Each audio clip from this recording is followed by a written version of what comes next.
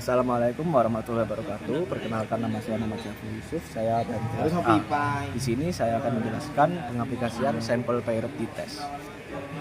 Di sini ada data nilai ujian matematika. Di sini kalian bisa mengaplikasikan dengan data lain. Ini adanya perlakuan pada kelompok yang sama, dan saya ingin mengetahui hasil priority testnya. Di sini ada 25 sampel untuk sampel yang sama, tetapi memiliki dua data yang berbeda. Jadi untuk priority-nya ini ada polos. Langsung aja kita copy datanya. Lalu saya masukkan ke data view di SPSS. Lalu var 01-nya diganti untuk pretest dan var 02-nya diganti posttest.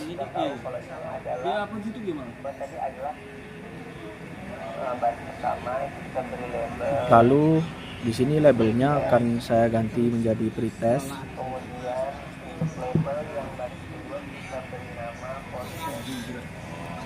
Lalu label yang kedua saya beri nama posttest. Masuk ke data view.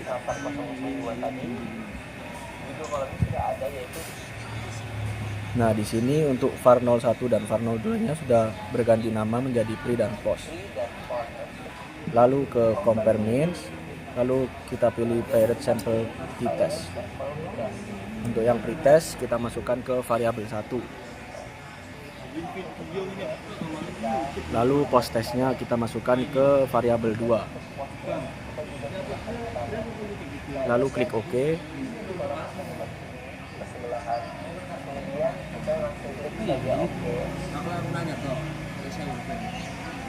Nah, di sini sudah ada hasilnya dari uji paired sample t-test.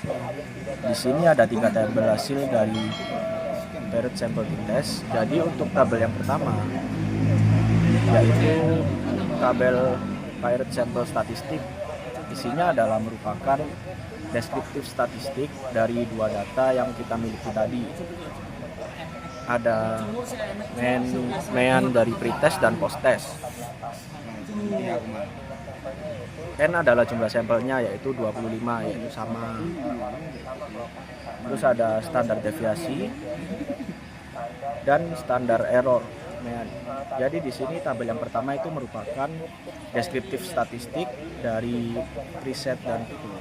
pretest dan posttest kita. Kemudian tabel yang kedua yaitu paired sample correlation.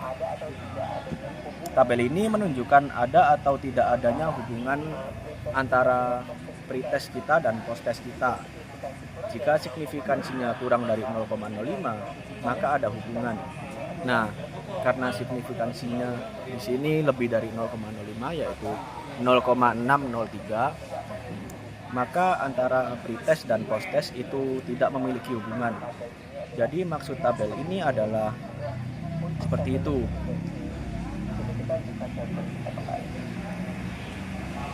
Untuk tabel yang ketiga itu kita buka catatan kita kembali. Sudah kita ketahui bersama bahwa syarat pengambilan keputusan adalah dengan melihat nilai signifikansi. Jika kurang dari 0,05, maka terdapat pengaruh yang bermakna terhadap perbedaan perlakuan yang diberikan pada masing-masing variabel. Untuk tabel nomor 3, untuk melihat signifikansinya, kita bisa lihat ke pojok sebelah kanan. Signifikansinya adalah 0,262.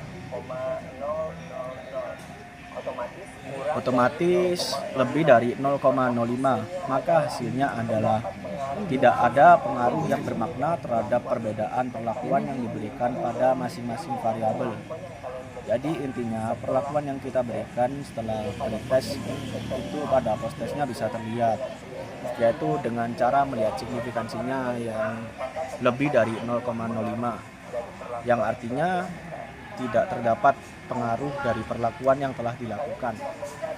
Kita bisa melihat perbedaan perlakuannya itu dari nilai MEAN-nya yang 74,76 dan 69,68. Itu MEAN-nya hasilnya ada di bawah 5,08.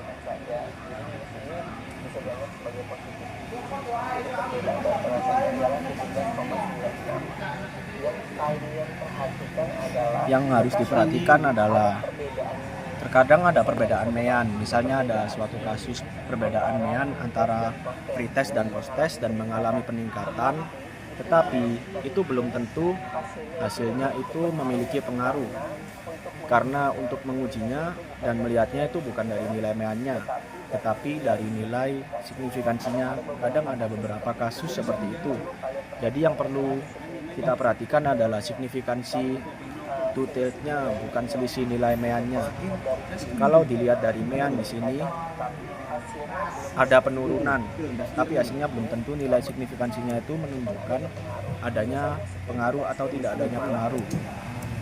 Bisa saja signifikansinya malah lebih dari 0,05 atau kurang dari 0,05. Meskipun ada peningkatan nilai rata-rata ataupun nilai mean, itu tidak memiliki pengaruh. Jadi yang perlu kita perhatikan adalah nilai signifikansinya, bukan peningkatan atau penurunan dari nilai MEAN-nya. Karena dasar pengambilan keputusannya itu diambil dari nilai signifikansi two-tailed. Jadi kesimpulannya adalah berdasarkan tabel parent sample t-test, nilai signifikansi two-tailed 0,262 dari 0,05 menunjukkan tidak adanya perbedaan yang signifikan antara variabel awal dengan variabel akhir. Maksudnya adalah pretest dan posttest ini menunjukkan tidak terdapat pengaruh yang bermakna terhadap perbedaan perlakuan yang diberikan pada masing-masing variabel. Demikian praktek dari saya. Wassalamualaikum warahmatullahi wabarakatuh.